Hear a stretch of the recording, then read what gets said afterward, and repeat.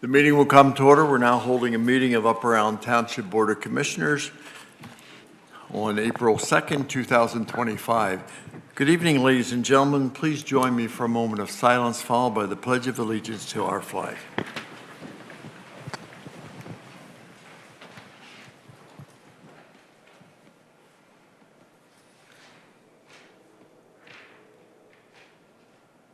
Thank you.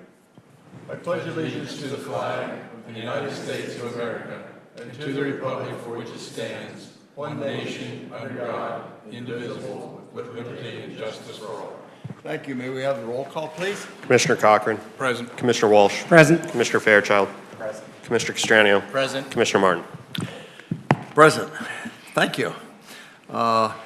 We don't have any other announcements other than I'm happy to announce that spring is here. Boy, isn't it beautiful with trees starting to bud and daffodils blooming. And I told you last winter it's going to happen, so it's great. I want to remind everyone that this meeting will be live streamed for those who wish to attend virtually. A recording of the meeting will also be available afterward for anyone who cannot join us in real time. I might remind my fellow board members that we're going to keep this microphone as close to our mouths as possible so that it transmits and people can hear online. With our meeting materials, we had the minutes of March 5. Are there any questions, additions, or corrections? Move approval. Is there a second? Second. Thank you. It's been moved and second. Any discussion? All in favor, aye. Aye. Opposed, no. Motion carried. Should be noted that that was a very smooth meeting. Oh, yes, you did very well. That was the one I was absent, so thank you, Commissioner Castranio, for doing so well. We have several people that wish to speak on items that I believe are on the agenda, and I'm curious, Mr. Akins, you're here for the appeal. Shear, Hutchinson, McKinney, what is the issue that you'd like to address? McKinney's 3C. I'm sorry? 3C. Thank you. Thank you. Then if it is satisfactory, I'll just wait until we get to that item and then call on you folks to address that. Thank you. And how about, well, Atkins is the engineer, so. We had a consent agenda with bills in amounts. Mr. Martin, I had a statement I wanted to make I about. apologize. Oh, that's okay. It's, You didn't sign up. No, I'm Yeah. teasing. but anyway, it's relating to the vacancy board process that we went through and the minutes that we just approved. And page 5 of those minutes makes reference to a disagreement about the recent vacancy board process based on various memos and opinion by Solicitor Feinauer. And myself and many in our approximate 23,000 resident community continue to object to the process that was followed and the spurning of 12 qualified residents willing to serve as commissioners in favor of 1. Furthermore, the appointee, Mr. Cochran, is now running for commissioner himself and appears as an incumbent, when the indication by most of the other applicants for the vacancy was they only wanted to serve out the remainder of Ms. Anderson's term without campaigning for the office at the same time. Solicitor Feinauer opinion is that Ms. Shipman continues to serve as vacancy chair until her successor is appointed. This ignores the interdependence of Section B2 and B3 under Section 530 of the First Class Township Code and implies that Ms. Shipman gets to serve forever. If this was truly the case, the statute would have simply stated B3 and left it at that. Instead, an example, there would be no B2. Anyway, Solicitor Feinauer has indicated his research did not disclose any case authority for the proposition that Ms. Shipman's status as chairperson of the vacancy board terminated at the end of 2024 calendar year. He offers no case authority that the status continues either. This prompted me to do some further research. I can now confirm that there was indeed no case authority specific to Section 2B2 of Section 530 of the First Class Township Code, as amended October 31st, 2024. As a reminder, this section reads, and I have it in my printed statements, some things in bold type, but the statement reads, or Section 530 2B2 reads, "The vacancy board shall consist of the Board of Commissioners and one registered elector to the township, who shall be appointed by the Board of Commissioners at the board's first meeting each calendar year or as soon thereafter as practical.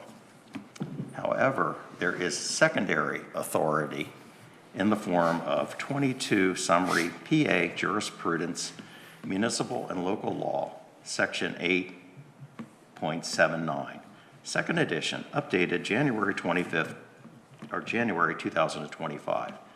This authority reads, at the first meeting of each calendar year, the governing body is required to appoint one person who must be a registered voter of the municipality as chairperson of the vacancy board. If the vacancy board does not fill a vacancy within the prescribed time, the chairperson of the vacancy board is to petition the Court of Common Pleas to fill the vacancy." So we have a negative case authority by the solicitor versus affirmative secondary authority by Pennsylvania jurisprudence of what is required under Section 530. The Pennsylvania jurisprudence citation is attached to my statement, which I will give to the board secretary. This publication is available at most law libraries and is part of the Westlaw Thomson Reuters publication. The citation is specific to chairperson of the vacancy board and is written by David J. Lanscotti, J.D. Pennsylvania jurisprudence supports the claim that the vacancy process was in error and that the Court of Common Pleas needs to fill the vacancy. There are still 9 months remaining on Mrs. Anderson's term, and I again ask the other commissioners and the solicitor to acknowledge and correct the error as required by the statute. And I have the attachment of the wording. Okay. And So, if you have that, Commissioner Fairchild, maybe you can just give it to the secretary afterwards, so she doesn't have to listen to it. Okay, thanks. I might just note also, as you indicated, that the appointee is now running for office. There were several of the candidates did suggest they would not run for office. One who publicly said they would not is now running for office. So I just pointed out that that's not a lone situation where, but thank you for that input. right, I just wanted to follow up since it was on the minutes. And we will have, I'm sure, Josh, you will pass that on to Solicitor Feinauer, and he can respond as needed. Yes, I mean, Commissioner Fairchild. Use the mic if you're going to speak. Yes, Commissioner Fairchild had never informed Mr. Feinauer of this authority before. He would be happy to look at any Okay. authority that Commissioner Fairchild has and offer an opinion. Thank you. Okay, thank you. Okay.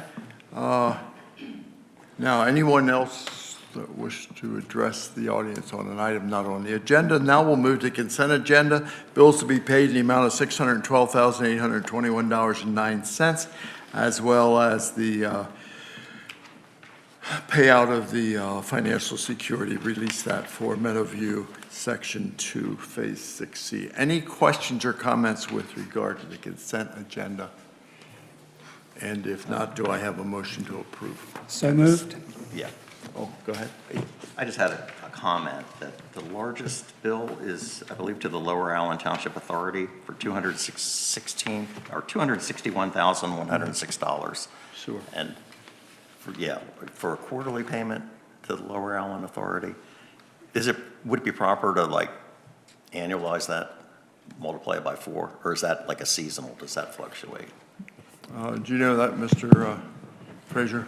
It's I believe it does fluctuate based on flows. We take flows, I believe, semi-annually, so they do not change on the they change like every 6 months. But generally, my thought would be a bit better for us to hold on to our cash and provide it when they request it versus providing it all up front. But yeah, it's a quarterly payment. If the board so wishes for us to make the payment all in one lump sum, we certainly can do that, or at least No, I'm not ask about it. suggesting that. I'm just trying to see if it's correct to annualize the amount. I was going to make a comment about, when we get to the point in the agenda, about sewer. Yeah, we do make quarterly payments, my Right. understanding, to Lower Island Authority, correct? That's right. Very well. Yep, thank you. Okay, anything else? If no other discussion, all in favor of approving consent agenda, say aye. Aye. Aye. Opposed, no. Motion carried. Thank you. Moving then to public safety. Chief Parsons, you have an item, two items for action, so you can give your report and then introduce those. Yes, sir. Item 2A is approval and consideration of the District Resource Officer Agreement between Upper Allen Township and the Mechanicsburg Area School District. Beginning in 2024, the Upper Allen Township Police Department, Mechanicsburg Police Department, and the Mechanicsburg School District had several meetings throughout the year discussing the concept of a district resource officer for the Mechanicsburg schools. At the end of all these meetings, we have a drafted agreement that the school board has reviewed and signed that I've given to the board. We've discussed that, had some suggested changes. I went back to them. Those changes have been made and incorporated into the agreement. So it's before you tonight, and I would ask that the board take official action to approve this agreement, so hopefully we can have a district resource officer serving in our Upper Allen schools for the beginning of the September 25 school year. Okay, thank you. Chief, I think you said you started in 2024, but we've been suggesting this for almost a decade, probably. It's to more than a Mechanicsburg decade. School District. But where we actually You started should- working You should on have it. documents in your files as to letters we sent to the school district for the last 10 years. Okay. This was the first time I was approached by the school district Right. and Correct. to begin the discussions, so. Yeah, but we're all correct. I see, yes, I It's something understand. that the Board of Commissioners has Okay, yes. suggested for a decade, probably. but Yes. 2024 is the first that they responded with positive interest. Is that Yes, fair? that's correct. Other questions or comments on the proposed agreement? Yeah, I was wondering, is this going to be a public document, both at the township level and at the school district? Yes, should be. It should be. Yeah. Okay, good. It's a contract. Could you answer that, sir? I'm sorry. The district resource officer agreement. It'll be a public document, yes. So we include it with the minutes? I'm sorry? Good, sure. Yeah, just include a copy with the minutes so everybody can get that. Okay, thanks. Any other discussion? I entertain a motion. I move to approve the agreement between the Mechanicsburg Area School District and Upper Allen Township pertaining to filling the District Resource Officer position in time for the 2025-2026 school year. Second. Been moved and seconded. Discussion? Any comments from the audience? All in favor, aye. Aye. Opposed, no. Motion carried, finally. Great. No, I mean, I think this will be, I think it's a good joint partnership with the school district, but the important thing is I think it'll help the safety of our kids, and that's really important. So I'll sign that after the meeting. Go ahead, Okay, Chief. thank you. You have the Detective Sabo. Yes, Detective Sobel with the Upper Allen Township Police Department is requesting approval from the Board of Commissioners to participate in outside employment. He would like us to start a small screen printing business that he has assured me will interfere in no way with his duties here as a police officer. This request and permission is laid out in the collective bargaining agreement. I respectfully ask that the board approve Detective Sobel to be able to perform this extra duty, this extra work.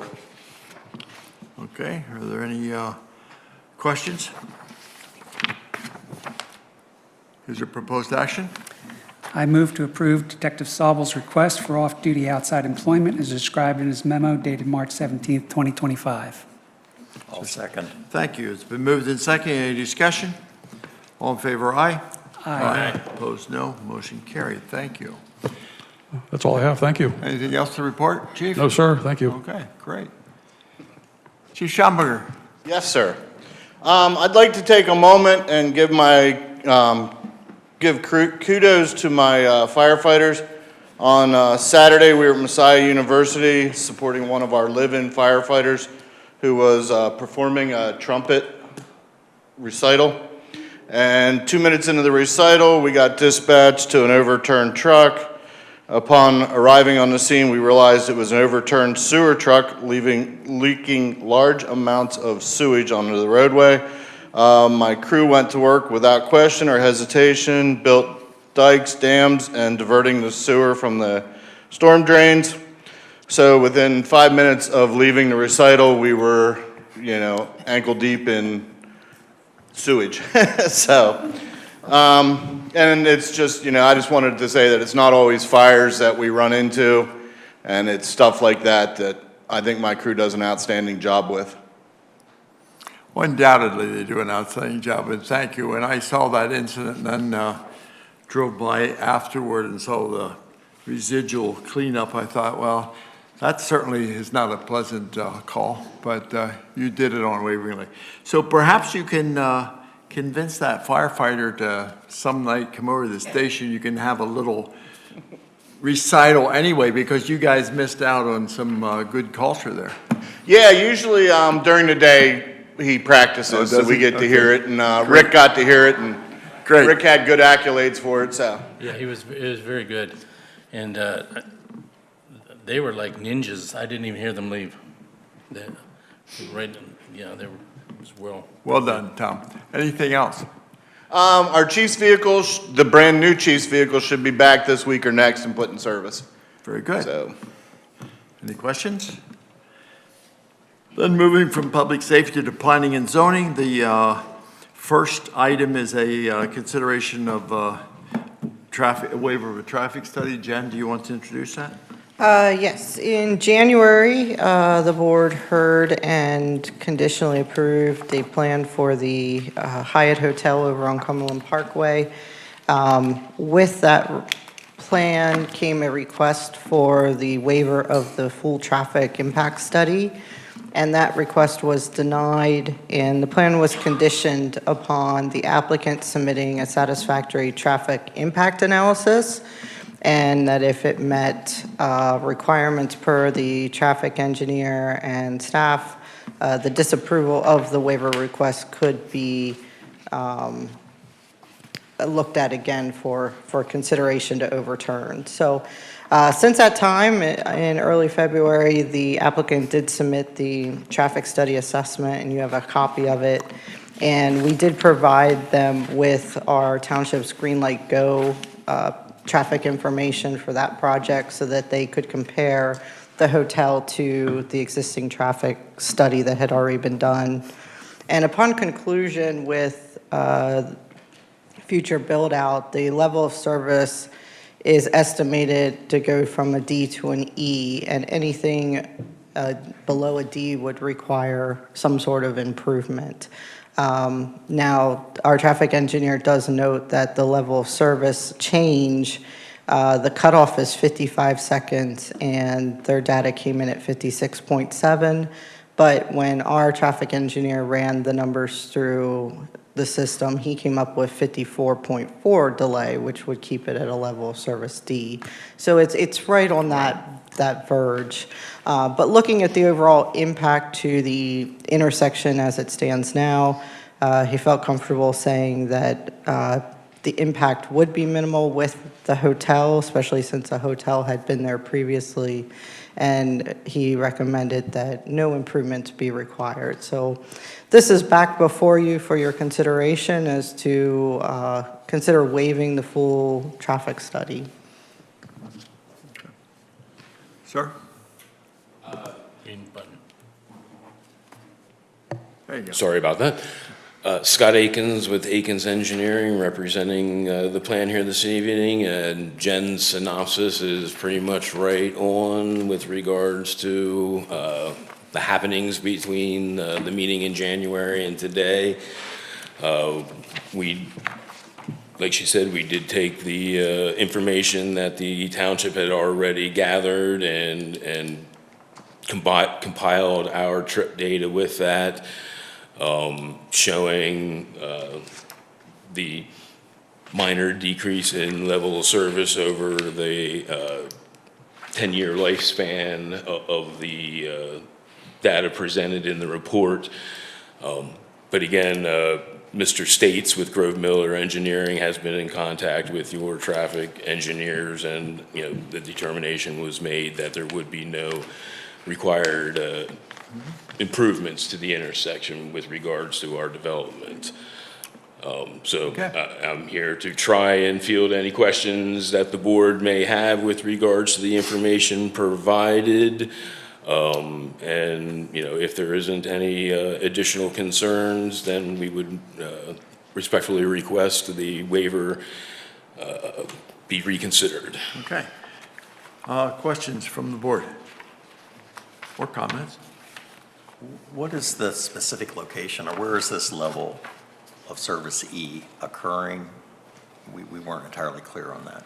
That would be occurring, if I'm understanding the data properly, and from what Jay indicated, that would be occurring coming out of the site and turning onto Cumberland Parkway in a westbound direction. So turning right So out turning right out of the development. Cumberland Parkway. And is there there's like before that light, you come out of the out of the hotel up, there's a crossover intersection. I don't know. To get up to the light, will it back up past that point? I guess that's not part of the analysis. To my understanding, there would not be any queuing beyond that crosswalk. The intersection, you're talking about like the intersection where the Wendy's is and where you... The property, there's like the cross traffic street. Right, not on the right-hand turn side motion for that where the level is being decreased. Anecdotally, I've not seen it to date back up that it's down past that internal intersection, but yeah, it's a good question. And I don't know that previously when the former hotel was in operation that created a problem, but still a valid concern. Right, and some of the reasons that I'm considering granting the waiver is that traffic counts were done by the township in last year, is that October of 2024, I believe. And that's one of the things that they would have had to done, and they were already done. So yeah. And then the one issue, the 55-second issue, is for a growth rate all the way to 2036 that this would happen. So there should be no immediate issues because we did have a hotel there before, and there's been no more improvements in that area. Okay. Other comments? Yeah, I had suggested that we reach out to the property owner of the Giant Market and the rest of that complex. I guess that's Vast Good Properties. And they replied that the Hyatt Hotel might be a welcome improvement to the community, and I might also assist in our efforts to lease the now vacant Rite Aid building. The signalized intersection seems to work well under existing conditions. So, I mean, they're a professional. I mean, it is very complicated to interpret some of these statistics, but I guess if they're satisfied, we should probably be satisfied. And Grove Miller at the bottom of page 2 in their conclusions indicated a similar thing. So.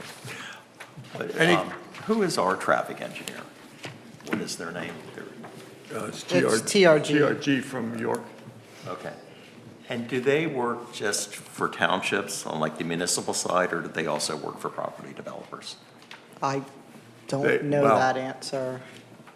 Having knowledge of York, they work for other private developers, institutions.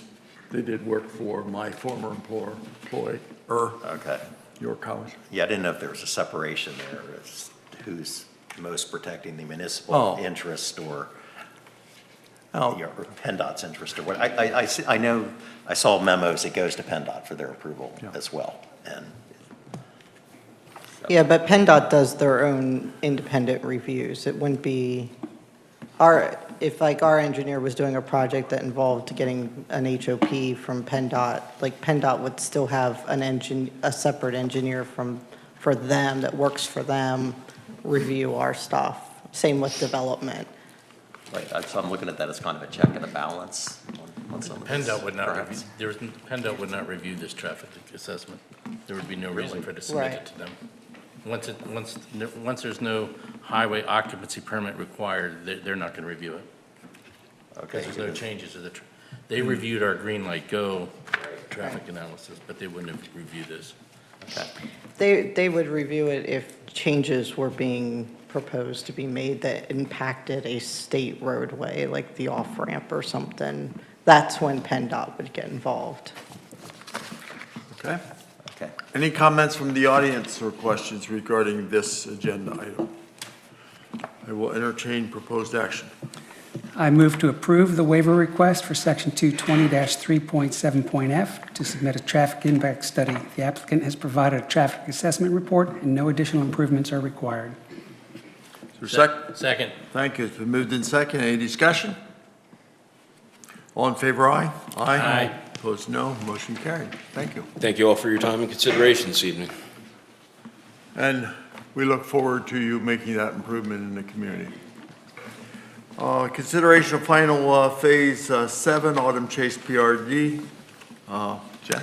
Yes, this is for the final Phase 7, which is the proposal of 18 single-family detached homes. And this would be off of South Autumn Chase Drive. This plan is also being requested with 2 waivers regarding contours and cross-section details of rights-of-way and such. These waiver requests have been approved for the other subsequent phases in Autumn Chase, and so they are requesting again that they be considered for approval for Phase 7 as well. Okay, thank you. I assume you're representing the plan? Yes, sir. My name is Tim Malott with Malott Engineering, land development engineer responsible for the preparation of the plan. Thank you for the summary, Jen. This is the 7th phase out of 9, and it also extends South Autumn Chase Drive and adds 18 additional units. The Phase 8 will complete the loop here in the future, although we'll be coming in with the Phase 9 plan next due to the what was established at the approval of the rezoning there. Happy to answer any questions. Regarding the 2 waivers, is in regards to doing 2-foot contours in lieu of 1-foot contours, and we provided spot elevations where we had any kind of flatness, and the cross-section is just relative to, this is a standard cross-section in this particular case, so there is a cross-section provided. It's just the same throughout for the whole road construction. Happy to answer any questions you might have in regard to the Questions to the project. board? Eric? I didn't know if you had a laser pointer. I'm not clear what exactly is Phase 7. It looks like maybe to the left there on the drawing. It's everything outside that purple line, essentially. Right there is you see the little bit of gray hatch pattern there in the blue? Yeah. That's the street right-of-way that's associated with Phase 7. Right here is Can you put up the master plan and show us? Yeah, but I was trying to count. Looks like that's where the 18 lots are. Yeah, Okay. yes. Within the Yeah, purple. but if you blow out or reduce the plan. So we can right see- here's the limit of the Phase 5 road that's there today. We opted not to do these 2 lots here just due to not wanting to have road construction for the future cul-de-sac in those 2 lots. So these are the 18 lots. My pointer isn't very strong here, I'm sorry. I lost where it's at now. But yes, those lots right there. There's 8.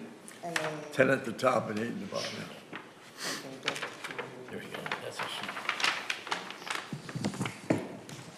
And here I'll- Sheet 2 is the master plan. Yeah, I'm trying to get to it. PDFs really have a tough time with all the color. It's probably tough to read, Jen. And if you can rotate it 90 degrees, then it would be north at the top. There we go. It's slow. There you go.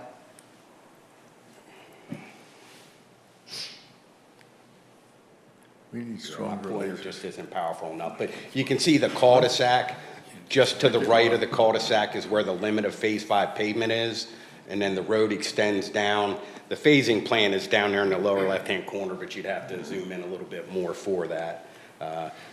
Future Phase 8, Phase 4 road construction stops here. Phase 8 will eventually create the connection here as well as that connection there. Phase 9 is this cul-de-sac, but Phase 8 extends from here to here and includes 18 single-family detached lots. Thank you. Any other questions?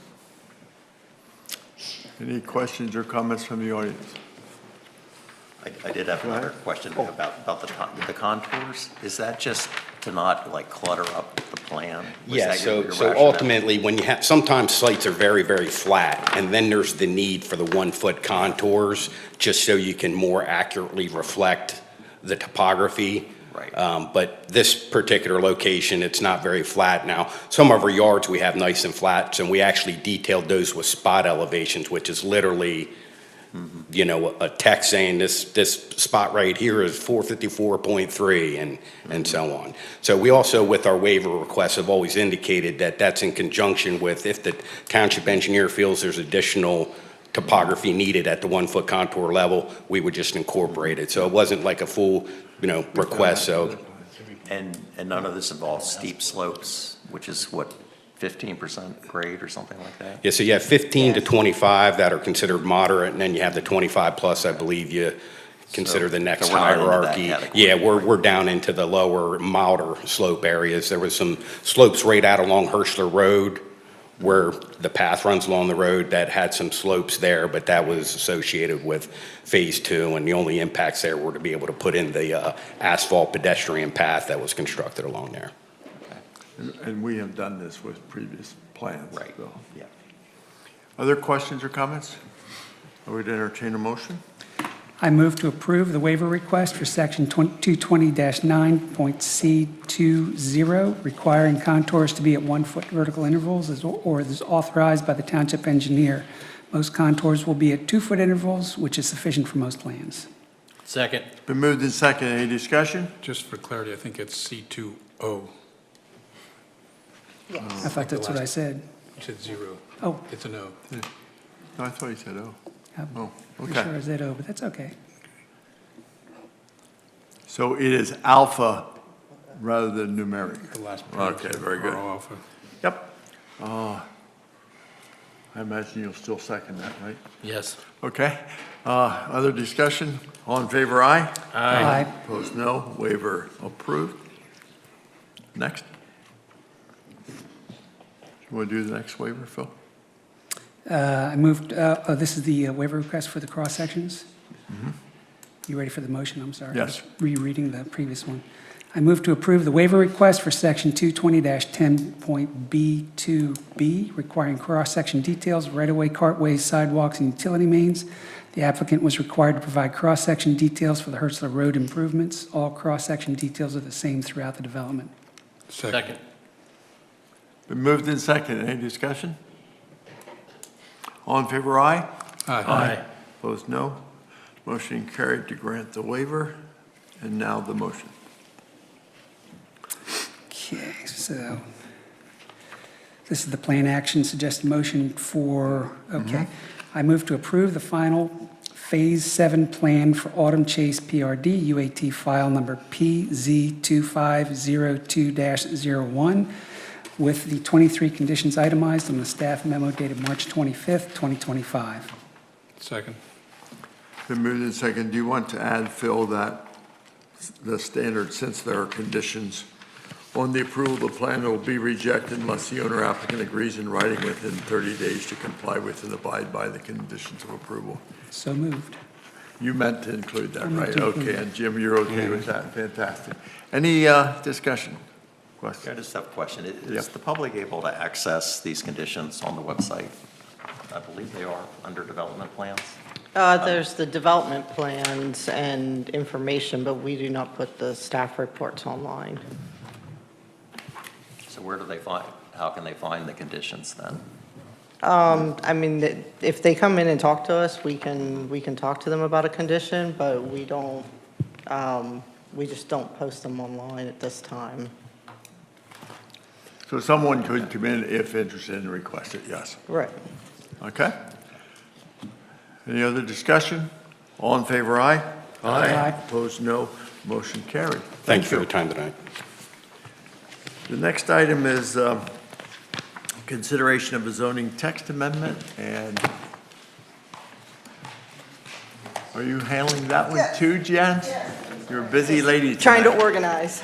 That's okay. That's okay. Take your All time. right, so next up on the agenda is item 3C, and this is for the board's consideration. We were asked to put together a possible amendment for the use of contractor offices, shops, and yards. Going back through some of our older ordinances, I found one dating back to 1974, and this use was permitted by special exception in the agricultural districts and by right in the industrial districts. And historically, that has carried through to the current ordinance that is in effect today. So we did look at, because this is permitted by special exception in the ag district, we did take a closer look at that. We did note that non-retail landscaping and garden service uses, which could be similar in nature, was also permitted by special exception in the C2. But we do note that if it's more of a retail or wholesaling type use, that could work well in, I'm sorry, that was the ag district. But it could also work in the C2 district. C2 district, which is highway commercial, does offer like buildings, office centers, professional offices, retail uses by right. And we also note that it does make sense to stay in the industrial district. So we did put together a draft for your consideration. It basically would remove contractor office, yards, and shops from the agricultural district, if that is the change wish of the board. And then we did suggest that it would be permitted as a special exception in C2, and then we would keep it by right in the industrial district. And then I did find one place, one municipality in Virginia that had some additional criteria. So I listed that in here as well, which basically if you're in like a C2 or an industrial district, the condition that the use gain access from a minor arterial or collector road, that would pretty much apply because a lot of our C2 is like Market Street and such. And then industrial is the industrial parks. And then no outdoor storage would be permitted. And then if it's in the industrial, they had a suggestion to not locate certain things in front yards or any yards adjacent to residential properties. So there's just a couple, and then no existing site going through a planned residential neighborhood, and then furnishing a traffic study. So somewhat standard stuff for uses, and it does mimic certain things that we require for like wholesale warehousing, manufacturing type uses in other districts. So these conditions aren't out of line with what we would already require for a possibly intense use. So that is what we were proposed. At this time, it's coming for the board for the first time. We would just like to get your, thoughts on the matter, any, less or more policy direction associated with what we've given to you. And then if it's something that you do want to move forward with, it would go to Planning Commission for their review. It would go to the Cumberland County Planning Office for their review. And then those recommendations would then come back to this board. The board would then have to hold a public hearing. And then after that public hearing, the board could take action to make any changes. And what those changes end up being through that whole process, could be the same, they could be different. Should we- So at this time, I just open it up for questions, and if you want to make change, if you don't want to move forward with this and we want to keep everything as it is, we can certainly do that, and I can throw this away. But you're really looking for input tonight as to what we Correct. think of your draft, be no Yeah. action other than if we want to continue pursuing. Okay, Right, we thanks. were asked to look into this. Yep. This is the first draft of many, Okay. and see what your thoughts are in moving forward with something like this. And just for clarity, we can go ahead and change this, but it doesn't apply to a plan that's already filed. Correct, So correct. This plans- would not plans that have beat the apply, change in right. get away with This would not whatever. apply until It's enacted. it's enacted, and then anything submitted prior to its enactment would be under the ordinance in effect at the time. Okay. Thank you. Thanks. So, from board members, questions and/or comments with the first draft that Jen has given us? All right. I would just say I commend the staff for being proactive and looking into this and the proposed solution. I didn't see a problem with the language. I'm glad we're going down this track, but maybe members of the public that want to comment further. We're going to get there. Yep. Jim? Yeah, when I was reappointed, this was one of the things I brought up that I wanted to see addressed. I'm glad you got to it so fast. Thank you. You're welcome. I believe we do have some folks in the audience that wish to address this, and I believe the first person is Neil Shearer? Yes. Oh, okay.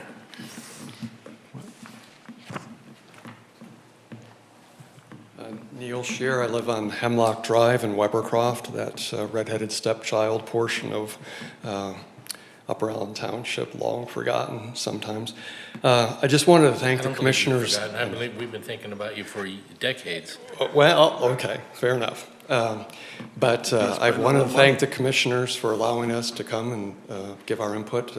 I'm not being snarky about that, really do appreciate that. I know oftentimes you're faced with people who are either complaining about things or want things. So we do appreciate that. But we just, or at least I wanted to advocate that the commissioners do look into that language. As you know, if you're engaged with our area, that we hope it's not too late for us, but maybe this language could be of benefit to other people within the township. If somebody, for example, wanted to build a, I don't know, 60,000 square foot warehouse 45 feet from residents' homes, things like that. So anyway, we do encourage you to investigate that language. Thank you.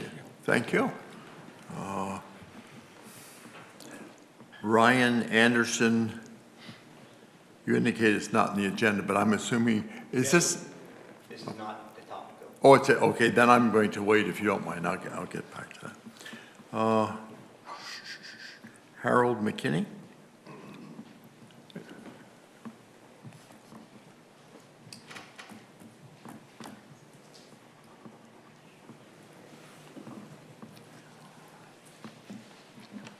Harold McKinney, and I live at 55 Oakwood Avenue. And I confer with the statements just presented. Also that hopefully, it's not too late for us to have, the intent, I believe, of the special exemption with the contractors' yards and offices was for an ongoing farm operation that needed to derive some extra income. And apparently, whenever the ordinance was drafted, there was a major oversight that is now allowing, a loophole possibly. So, like I say, we hope it's not too late for us because we moved to Upper Allen Township 2 years ago as our downsizing and hopefully our forever retirement home because we were actively involved with the Daybreak Church here for several years. So we're hoping that, as we said, that you take this under due consideration so that agricultural stays agriculture. Thank you, gentlemen. Thank you. Anyone else wish to address item 3C?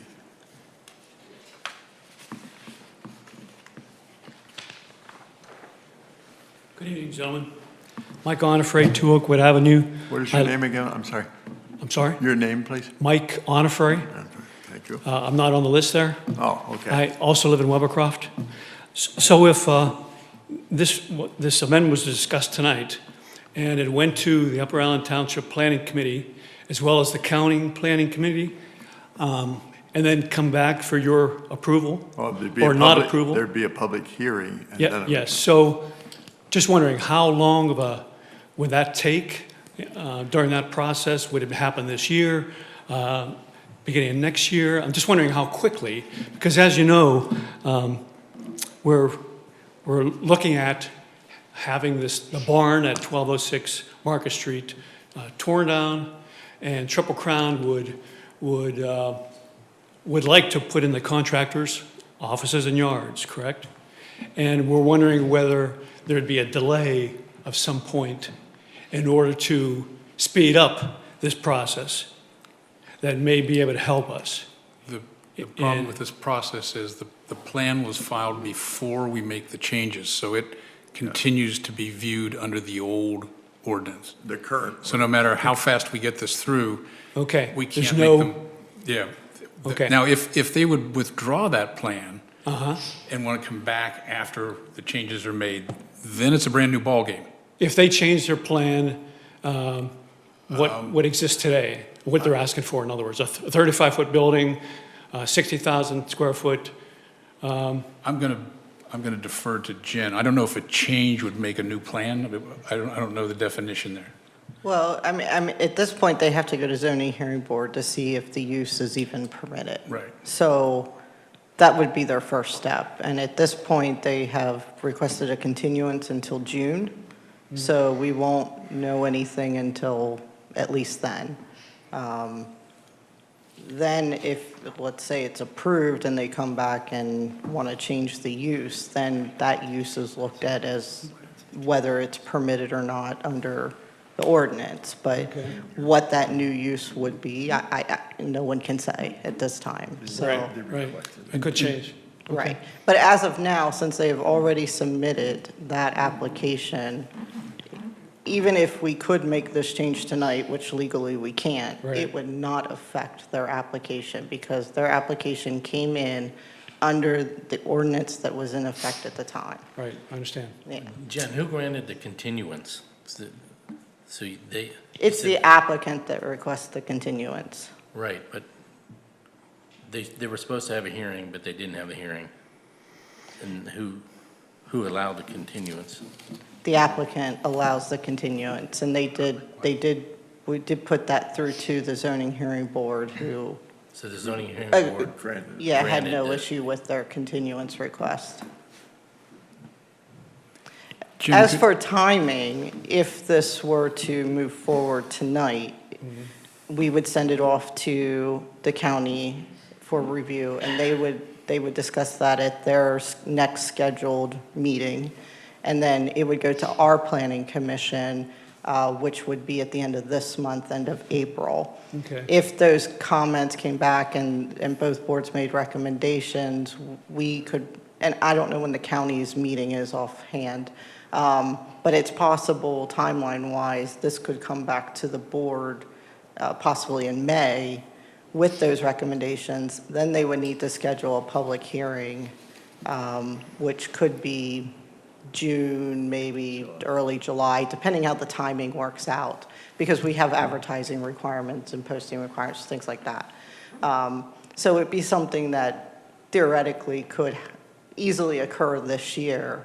But if there's additional discussion and we have to go back to any boards, that obviously delays your time. But this wouldn't be something that we would sit on until next year I understand. unless the board tells me to.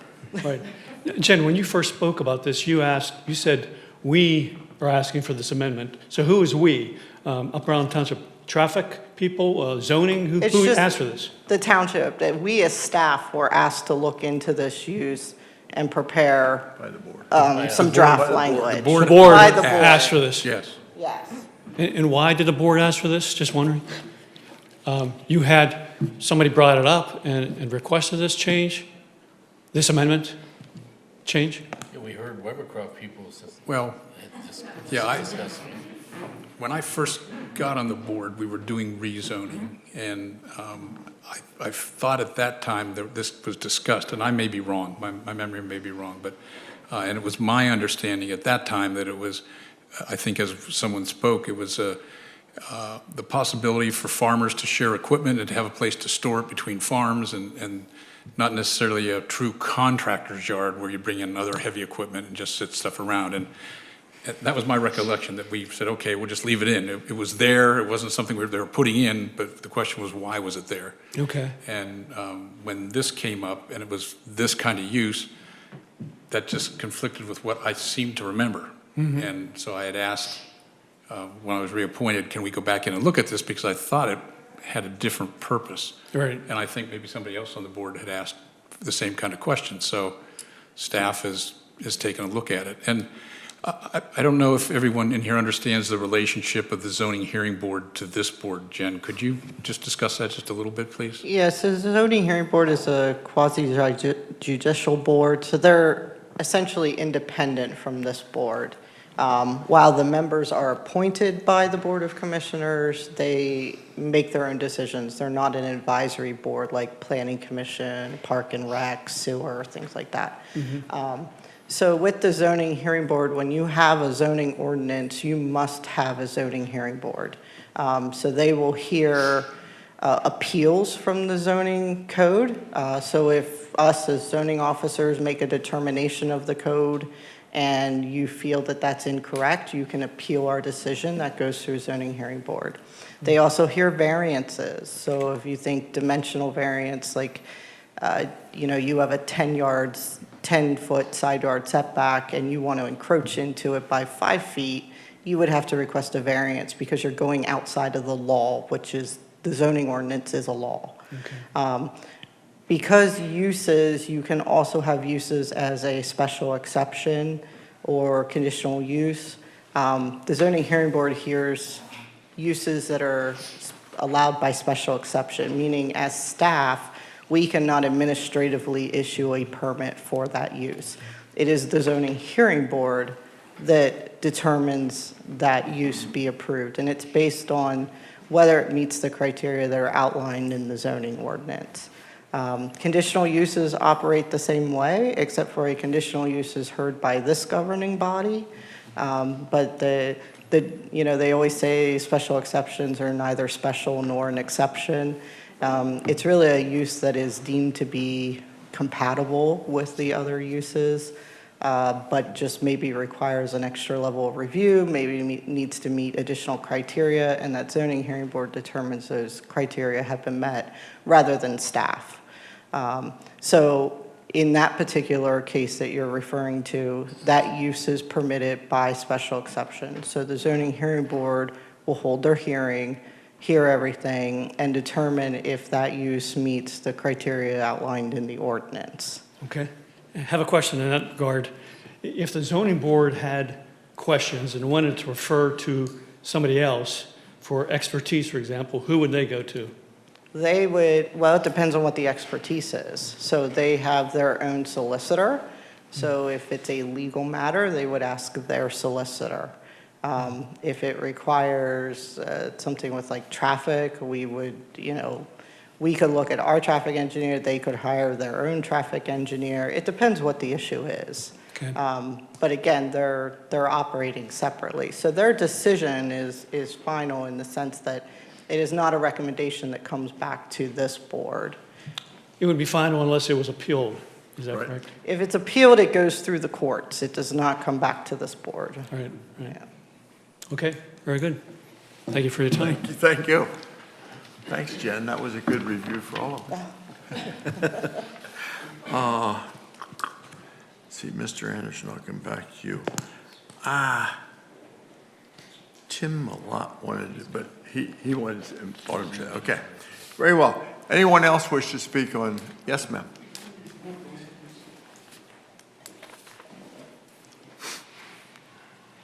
Hi, Tanya Farling, Farling. I just want to make sure I have something Your clear. address, please, I'm sorry. I'm sorry? Your address, please? Oh, I'm sorry, 4 Juniper Drive. Okay. I just want to make sure I'm clear on something. So what Triple Crown has submitted, okay, is a zoning request, correct, to have the road put in? No. Okay, No, they have requested a special exception for the use. So they want that special exception permit for the use, which is the contractor, office, yard, and shop use.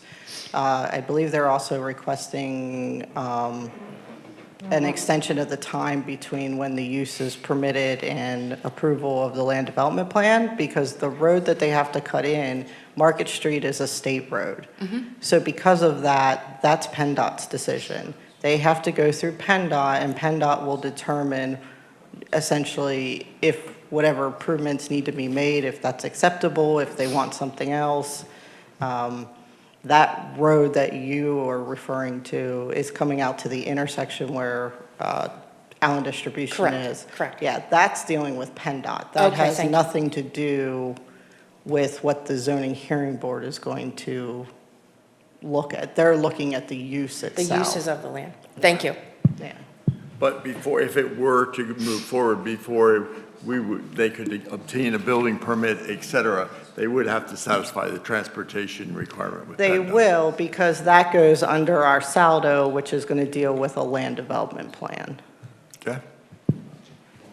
Yes?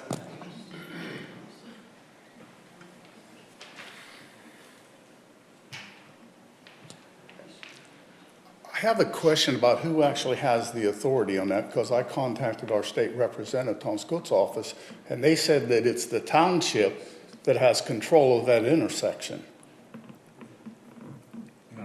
I don't know what you asked the state rep.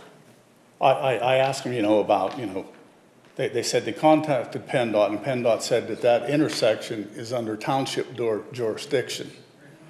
So that it would be the township that would have to grant them access to utilize that intersection. So it might depend on how the question was asked. Yeah. When, for instance, when PennDOT mandates traffic lights, PennDOT doesn't pay for the traffic lights, so we have to pay for the traffic lights. So that traffic light is ours to maintain, but the road is a state road. Right, that's 114. why, because I talked to another friend of mine who's also a state representative. Right. And that's what he said, he has a liaison with PennDOT, so I contacted them, and that's what they sent me back, and it, after I contacted them 3 or 4 times to finally and they gave me an answer, that was under the township's, authority there at that intersection. Any access to a state road is, PennDOT makes that, they grant that permit. They require a letter of awareness from the township that it's happening, but only that we're aware of it, not that we approve it or Right. Okay, disapprove it. well, I appreciate that information, so I can get back with them and tell them, they're a little misinformed, that person. Thank you. Thank you. Anything else?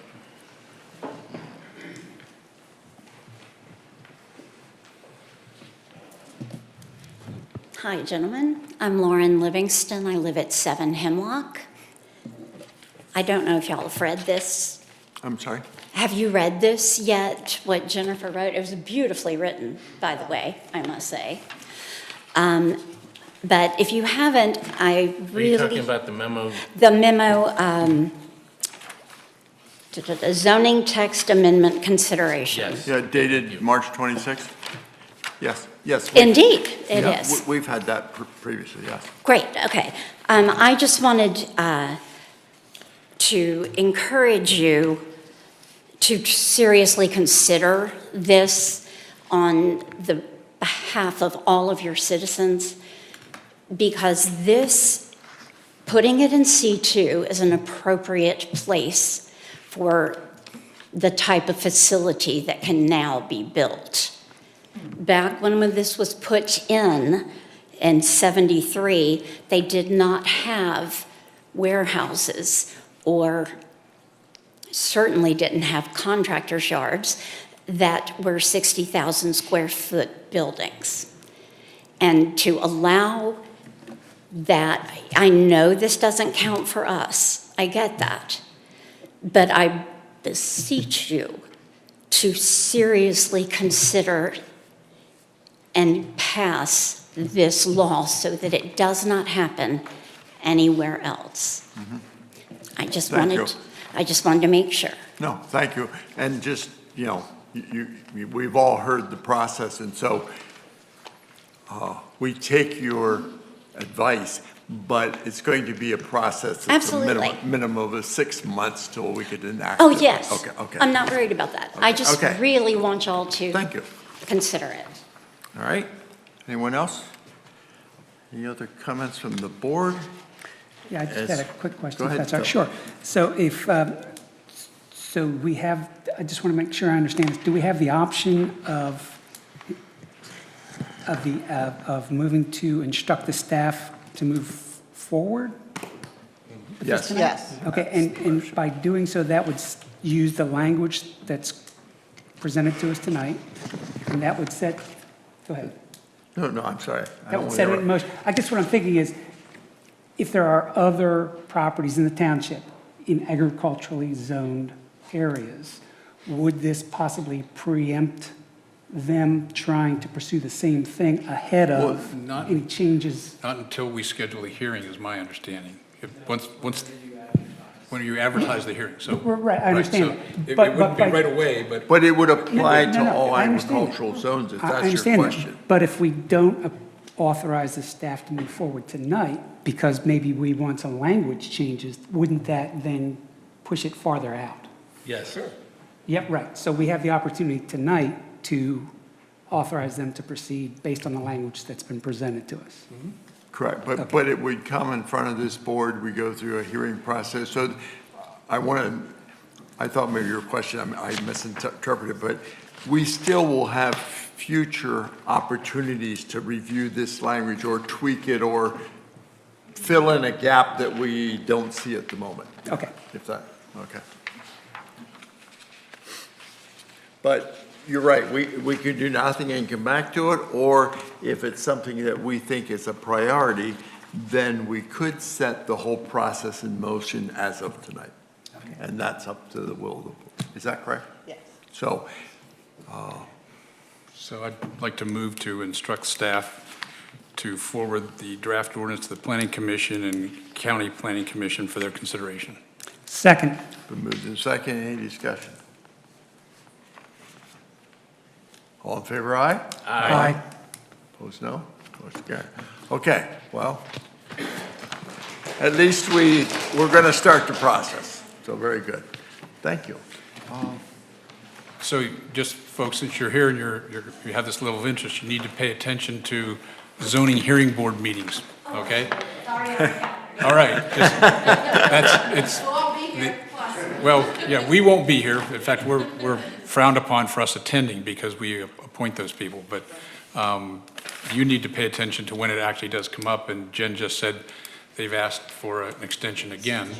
And they pay for it, and it's their money, so it's my understanding they can keep on extending it as long as they want?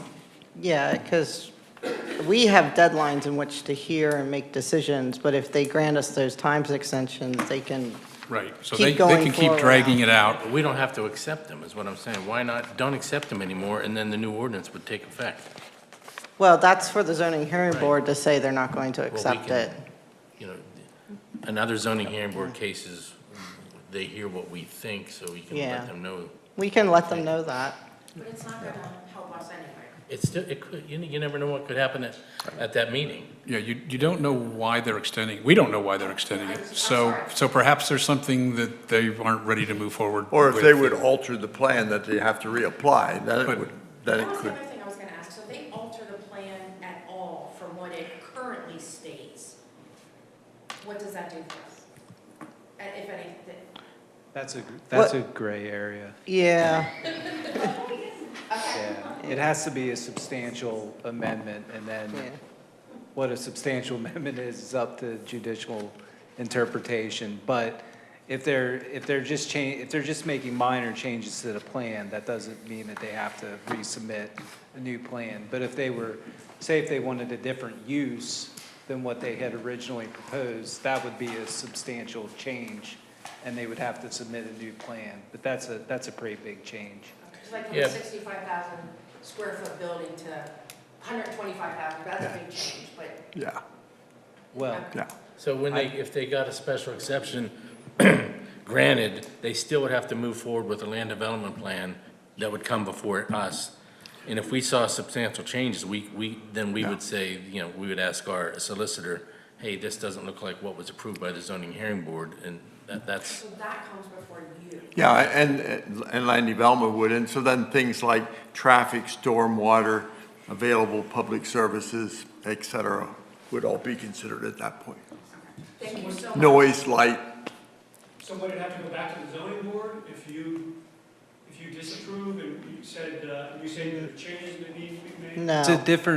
It's a different process. The zoning hearing board is deciding whether the use is acceptable.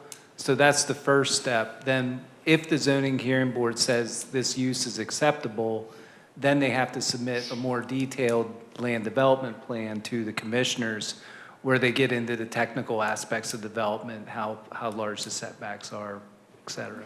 all right. Thank you. Does that help the gentleman in the way back? Okay. All right? Thank you. Mr. Anderson, is your comment related to planning and zoning, or? It is. Well, then, I'll leave it to you. You can correct me if I'm wrong. well, you know what? You waited long enough.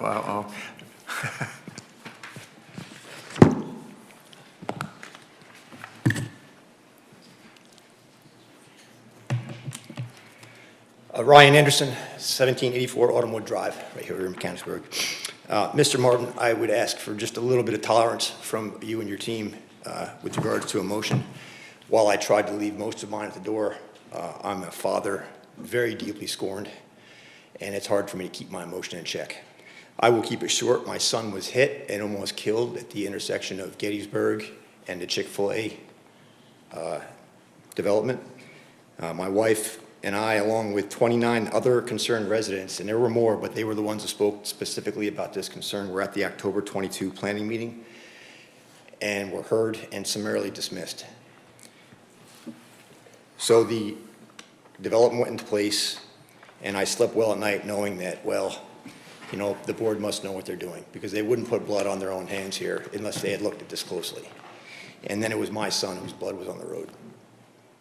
He got hit 15 to 20 feet, thrown 15 to 20 feet, and almost killed. So I contacted some attorneys to ask, how can I hold the township accountable for this? Because I asked them, I pled with them, with my fellow neighbors to address this issue, and I was ignored. And I was told unless I have a permanently disabled son or a dead one, there's nothing I can do with the township. So, as promised, Mr. Martin, I'll keep it short. I beg and I plead with the board to put a crosswalk in at that intersection.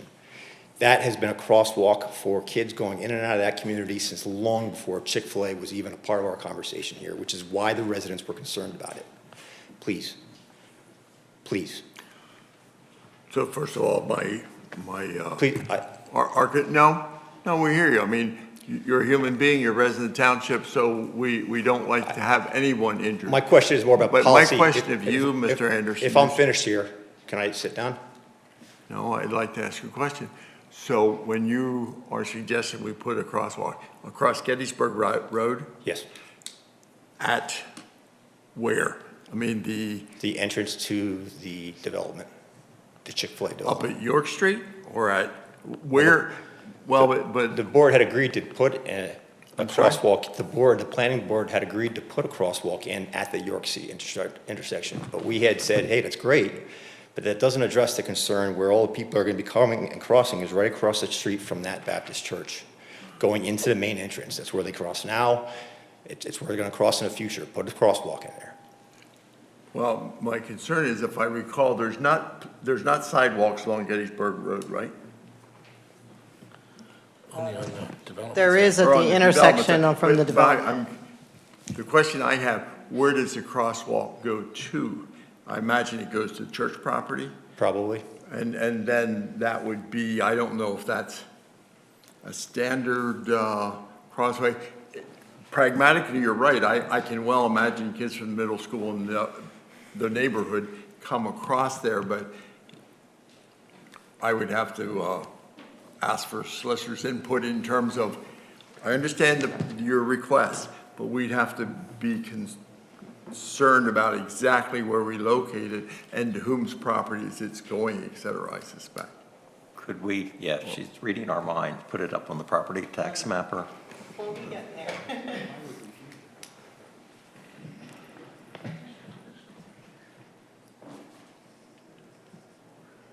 Here's the Mills at Shepherdstown site, and then this is. And you can see that school bus right there. That's in their parking lot, right? It is in their parking lot. Okay. That's where the foot traffic has been for, well, as long as I've been here and longer. So there's kind of a de facto pathway through the church parking lot up to Yes, sir. Meadowview or wherever That is it goes. correct. Now, just another piece of data. My son is 14 and I've got a 15-year-old son, and all of their friends do not want to cross down at that big market intersection because the drivers turning left and right are trying to beat that light, and they've gotten hit almost a couple times. So they don't go down that far. They try to get back up across the road on this side. And frankly, sir, this was after me telling my son not to do this. So I certainly did my due diligence on this, as did, I'm sure, members of the community, but I'll keep my emotion in check.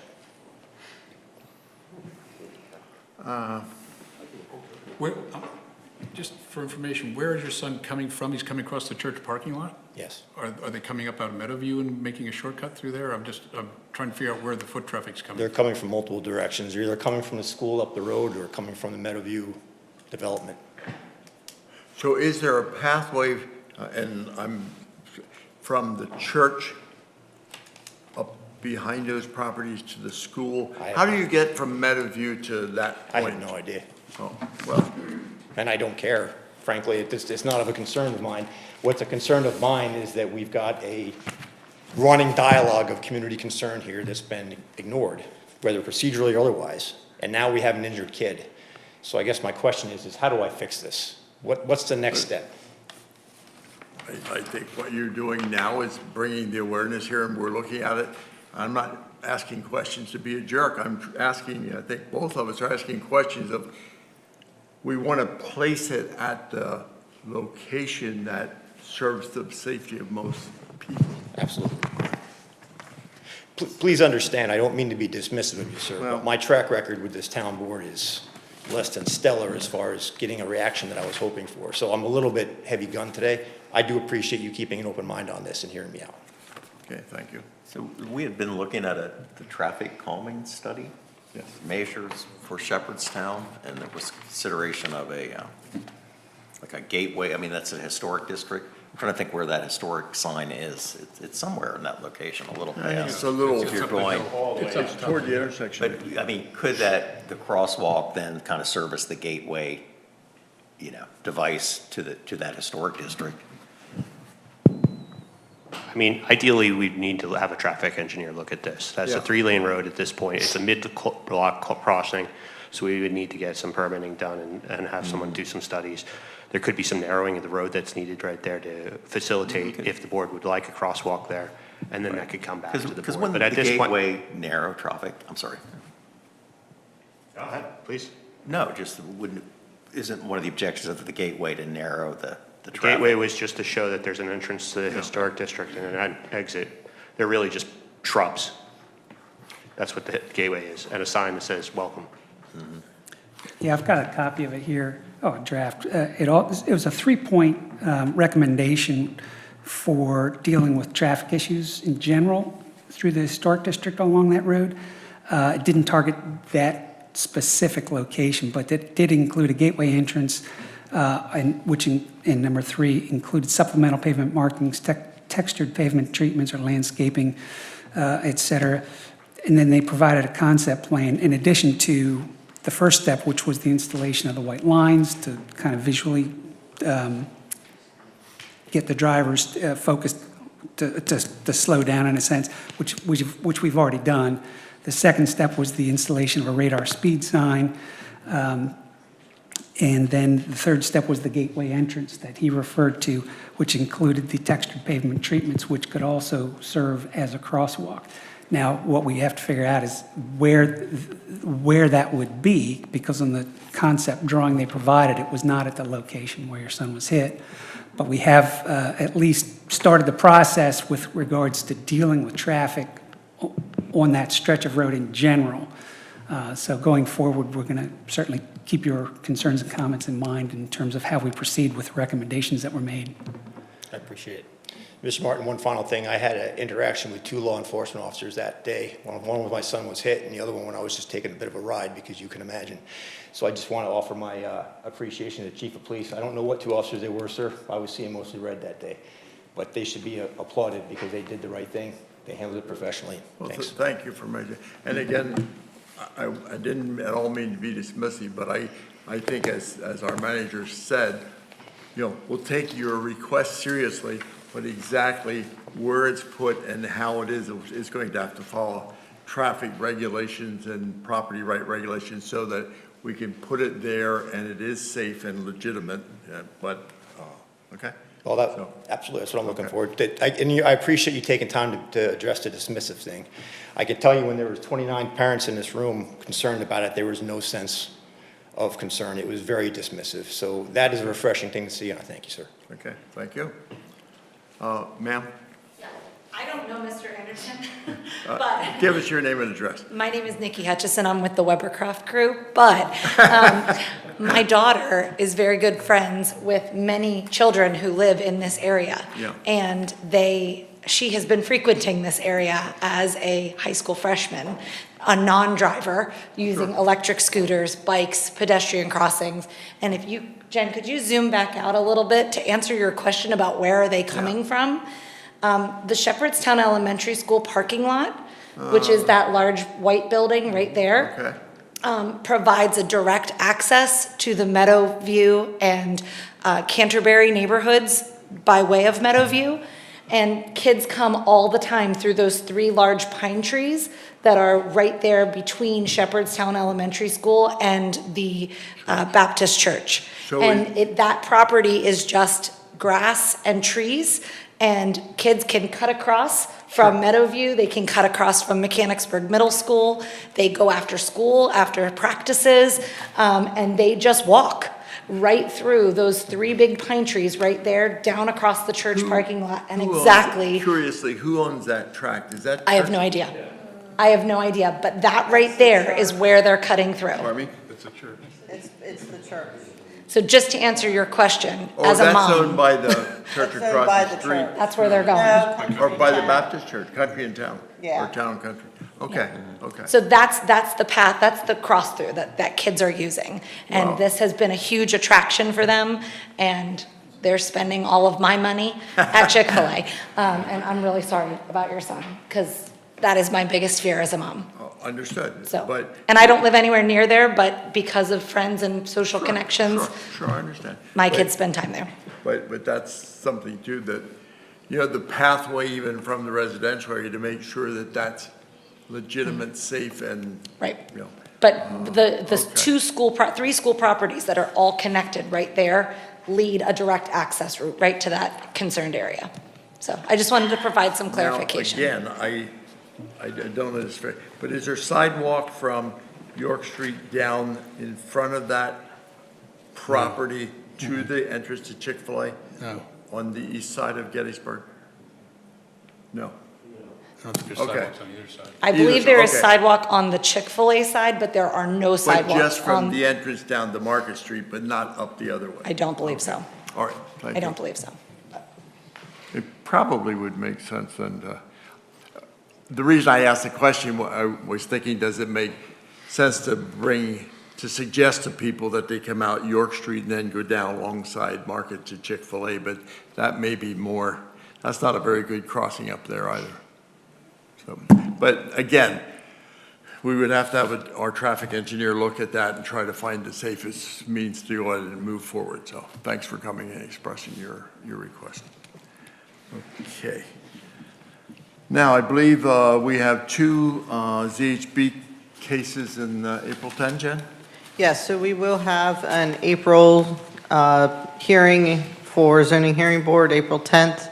There are 2 variance requests. One is for 2324 South Market Street. That's the Funtastic project. They're requesting variance for their landscaping and buffering requirements. And then the variance at 484 Apple Hollow Road, that is a corner lot, and they want to encroach into their rear yard setbacks for the building of a patio and deck. Okay. Comments and/or thoughts that we'd like to pass along to CHB? Comments, I have a comment on the buffer, on the Fantastics. Jen, I wonder, is it possible for them to at least supplement? Why couldn't they supplement those buffers instead of just asking for a direct variance?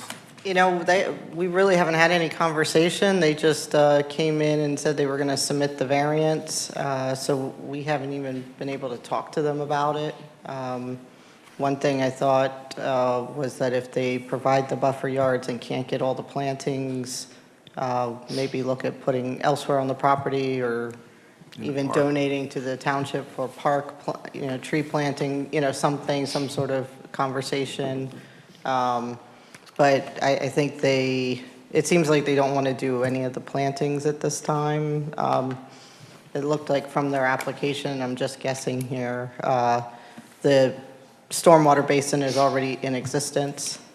And then they did mention some concern about visibility. If they plant trees along Market Street, that you might not be able to see the commercial property as easily. So they're relying on people to see the building to want to stop in. So I think that's the gist that I got from their application. Okay. So hopefully we can have some discussion with them at the hearing and talk more about the plantings. And there's enough of plantings in our guide that they could, seems to me that you could plant acceptable plants that wouldn't detract from the visibility. I think so. I guess I was surprised to see this, but I mean, the applicant is Zimmerman and Zimmerman. The email is J.A. Walter at Zimmerman Autos, which is, I assume, Jeff Walter, who used to be a commissioner. I just was surprised hearing the fantastic proposal that this wasn't part of it. They didn't, it seems like they're working separately, like the landowner is doing something and the prospective developer is doing something else. No, it's coming in from the perspective. It's coming in from the Fantastic team, the owners of that building. They're purchasing the lot. Right, I'm just saying, it says applicant information, name is Zimmerman. and Right, Zimmerman. because they're still the property owners. They have not closed on the property. Oh, so they're working with Fantastic. And then- That's why I'm yeah. just hoping they're all working together and not. It's under a tentative agreement. Correct, and they have the agreement in place to utilize the stormwater basin on Zimmerman's property to also include runoff from the Fantastic building, should it be approved. So there's a private agreement there. Okay, I guess I thought they'd get their satisfaction through the land development plan and their waivers and conditions versus going this route, so. Well, you can't do a waiver for that. Yeah. That's a zoning issue. That's why they have to go to the zoning. Okay. Correct. Thanks. Correct, yeah, they're requesting the waiver out of the zoning ordinance. Okay. Yeah. With respect to the other, I looked at that and know where the property is located. Seems to me that a deck makes sense, and the adjacent, the neighbor is fine with it, so I think that's, in my view, and again, ZHB will decide, but. Yeah, it's a very tight lot, and it's a corner lot. It is, but. It's almost impossible to meet the requirements and have any kind of backyard. Yeah, And right. They just have a second floor drop off right now. Oh, so I'm sympathetic to their request, that's what I'm saying. I agree, but they could have planned, did they build the house yet? The house is It's up built. there, Yeah. living. Right, so It's they've there, known that. like the They bar. should have done that from the beginning. and They not- should have. Not hit the house and then say, hey, There's a picture of the back of the house, like But as I the understand patio it, doors. they were bar told by the builder that they could put a deck on it at some future point. And here again, when you have out-of-town developers and contractors that are not familiar with local governance, sometimes there's misinformation. Okay, and no hard meeting for April, right? Well, it is possible we may have a HARB meeting. Oh, okay. I did send something out to HARB members that You we did would, but yesterday. I still need to get some information, so I'm not 100% sure we'll have the meeting yet, but pretty sure we will. So That's right. if not, I think we would definitely have one in May, so. Okay. But as of now, there is one scheduled, and if that changes, it will be noted online and on our sign out front and stuff. Anything else for planning and zoning?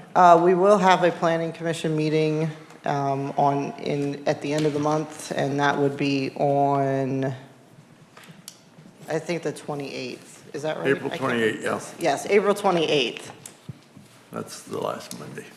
Okay. yes. Do you know what plans are going to be talking? Well, for one, we'll talk about the text amendment. And then we do have one plan on there for townhomes along Lisburn Road. So I believe there's 19 of them being proposed.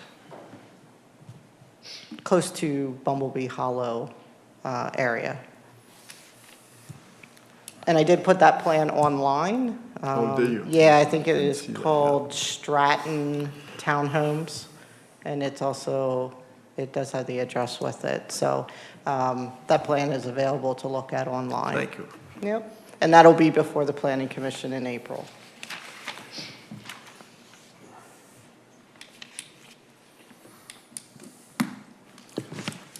Okay, then moving to public improvements, we have no agenda items other than we all did receive the 2024 Chapter 94 report, so thanks for getting those to us.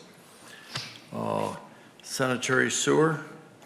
Mr. Martin, I just wanted to mention that the last sewer advisory board, I mean, wasn't necessarily on that agenda, but we're working on revisions to the longstanding agreement with Lower Allen Township Authority. I mean, for sewer processing, and that agreement's been in place almost 50 years. I'm just generalizing from memory, but I believe we send about half our sewer to Lower Allen. And what is it, Scott? About 30%, 40%. Okay. And that's the capacity, but yeah, we send sewage out there, pretty much from one base. Yeah, and then, like I was asking earlier about the amount being paid to them, which I would generalize as like about $1 million a year. And then I understand, I guess Lower Allen would like to conclude the agreement, pretty soon, or later this spring, early summer.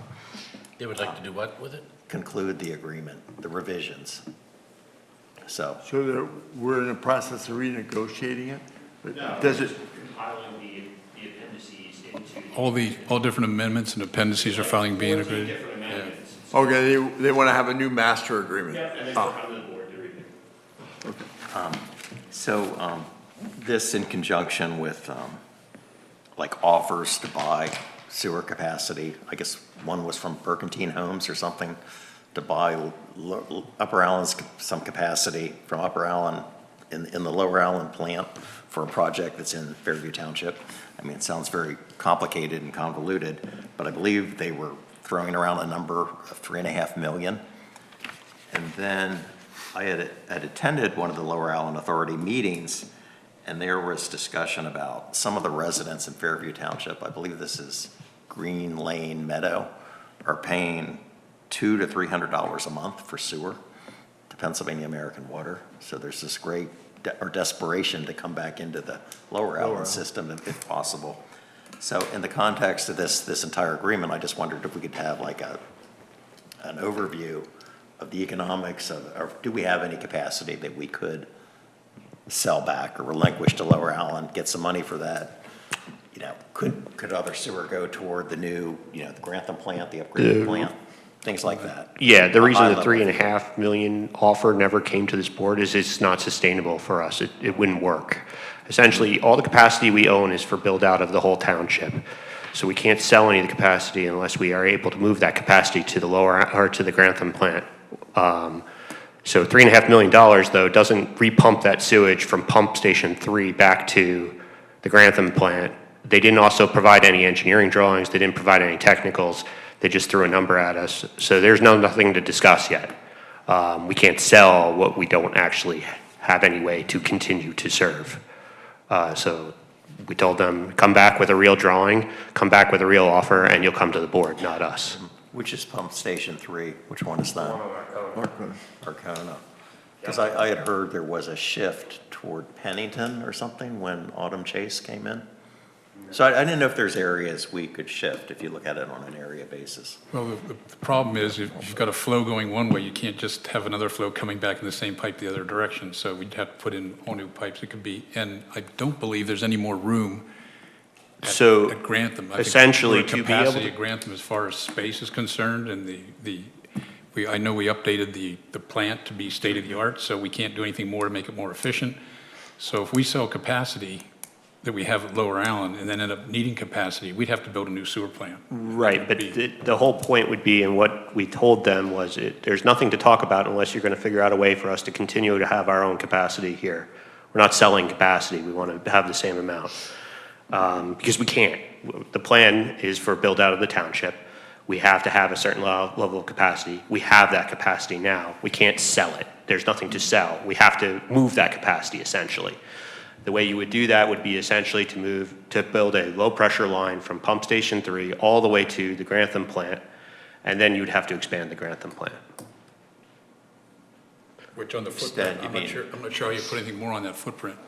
I mean, there's ways to do it, certainly. I mean, we can do it, but, I mean, solutions are always dollars away, folks. So, I mean, it just really comes down to if the developer wants to come and talk to you and if you're willing to entertain. But the bottom line is there was nothing to entertain in the beginning. So without any plans, they just provided a number, and that doesn't do us any good. So we don't have excess capacity at the Grantham plant? We have capacity that we're not using, but I wouldn't consider it excess. It's for the build out of the township. For future building. It's based on all For current those zoning. areas that it's presently being pumped from Yes. or whatever. Those Yes, but- areas that can't be served by the current Grantham plant. Right. And then that takes up all of the slack. Yep. Should that be built out? If I understand it, okay. All right, I just thought that in the context of the agreement, a high-level view might be worthwhile. I think you will hear more. So Okay. I think you're not thinking in the wrong direction. You're thinking exactly in the right direction. I just don't have anything more to provide you at this time. Good, thanks. Administration, I don't think there's any items to report on that. Similarly to Park and Recreation. We had a meeting. Okay. I don't know if Tim has anything to add. Yeah, we did have a meeting, and our next meeting is going to be on April 23rd. But between now and then, we do have our next speaker for the 175th anniversary celebration. It's going to be on April 14th. It's Bill Murray, who's going to talk about the creation and early years of Upper Allen Township. It's going to be right here at the Township Building. Doors open at 6:30. He'll begin speaking at 7. Usually lasts about an hour, so everyone's invited to attend that evening. Yeah, and that's a great segue. So there is a committee here in the township that's meeting monthly to help plan the celebration for the 175th anniversary of the township in conjunction with Fall Fest, which is on September 26th over at Winding Hill Parks. And so there's all kinds of activities, including vintage baseball. You know, Phil, I know you organize. I never asked you, are you going to play? I may come out of retirement.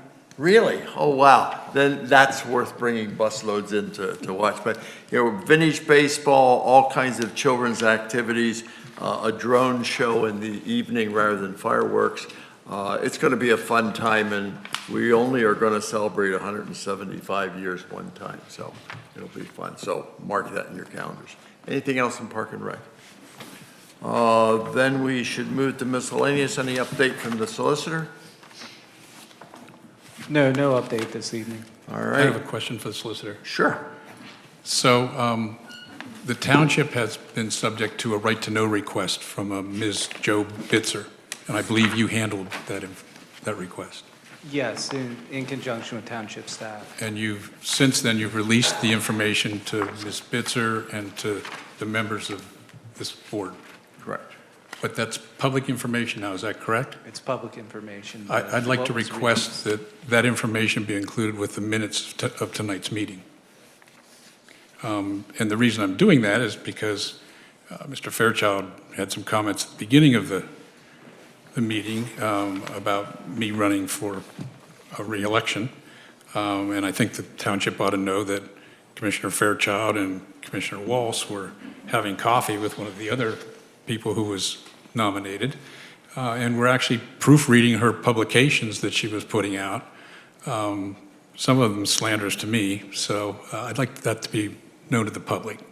So I request that this information be attached to the minutes tonight. Okay. Any objections? I mean, well, you brought it up. Go ahead.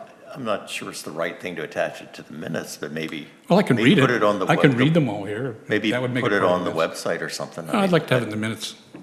But, Well, if I may, is that legal? Is there any problem with that? Since it was discussed here in this meeting. I don't as- think that there's anything legally preventing that from being Okay. attached to the minutes. I mean, the minutes are recorded in a book and Right. are a historical Okay. record, and. And I have typically you copies here don't that I have- can hand in to, Typically, you don't put extraneous materials into the attached. well, again, I could read it, which would But- make it not extraneous, right? But- I could read it in the minutes now if you like. Okay. But the issue has been discussed at previous board meetings in terms of the process and the vacancy. And so I don't think it would be extraneous, or it's information that certainly hasn't been addressed to this board before. So what is preventing us from doing No, that? I said there's nothing. Nothing. We went to time and expense to compile this, and only 6 people have been able to see it. I think the residents ought to be able to see what went on. Okay. I agree with that, Jim, but should it be attached to the minutes? What do you mean as a standalone document? Right, on the website or something. I mean, that's what and the other thing concern I had, going through it, I mean, I thought we were trying to avoid duplicate information, and there was a lot of duplicate information in there. And there was a lot of redacted information, but there's a lot of very clear information, too. Well, What do you mean by duplicated information? It's just I saw the same kind of information over and over. No, Like, I thought I mean, maybe my paralegal goes through all that and tries to eliminate duplicates, but I don't think you want to pay her to be putting documents side by side. Oh, yes, this document was already released. Well, it may have been, Eric, maybe you're referencing where people, same commissioner might have submitted the same conversation, but it was from an individual submission. So in that sense, it might be. a different angle, like. And sometimes you see the same email over and over again yeah, as right. part of chains. Right. And it gets complicated in litigation, it gets complicated in public records requests. And typically you just, if you're overwhelmed with how many chains there are, you typically just err on the side of giving Sure. out the information rather than tediously eliminating Like, documents. It didn't include Miss Shipman, which Well, Ms. I guess Bitzer that didn't wasn't in ask- the request, but she was Right. certainly part of the process. Correct, but Ms. Bitzer didn't, is it Blitzer, Bitzer? Bitzer. Bitzer. Mrs. Bitzer didn't ask for any communications with Sharon Shipman, so Yes, for the commission. there was none So, searched. I assumed maybe everybody that applied, you would see their application, or you know, in their statement, or their resume. The request was for communications between townships, commissioners and staff regarding the vacancy. So if there wasn't back and forth communications, then the applications wouldn't have been in that. I mean, we tried to honor the request. We tried to look for exactly what she asked for and give her exactly what she asked for. But if there was, like, she didn't ask for communications with Mrs. Shipman, she didn't ask for the applications that people had submitted, so we gave her what she asked for. Okay.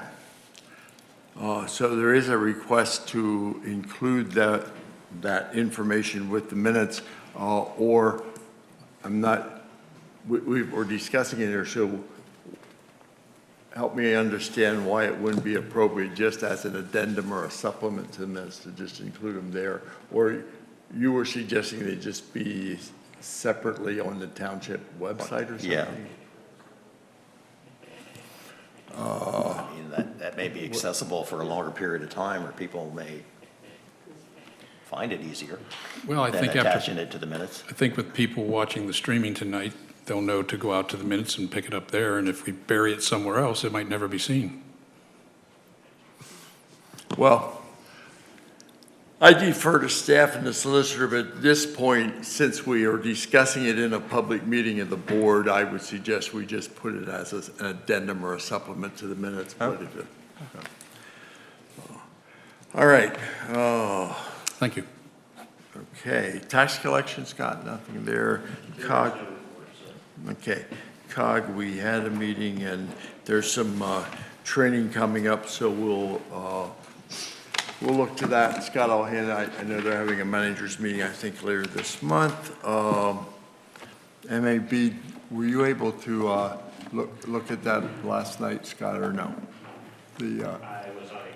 Okay, and I had another meeting, so I apologize, but I will follow up on that. Yeah, we can get the information from MAB yeah. and forward it to Scott. State Association, I don't know that there's any updates there. Any other public comment? Okay, we are going to go into executive session to obtain legal advice. And well, with that, thank you, ladies and gentlemen, for coming. Thanks for the input, and your input was well received. So. Recording stopped.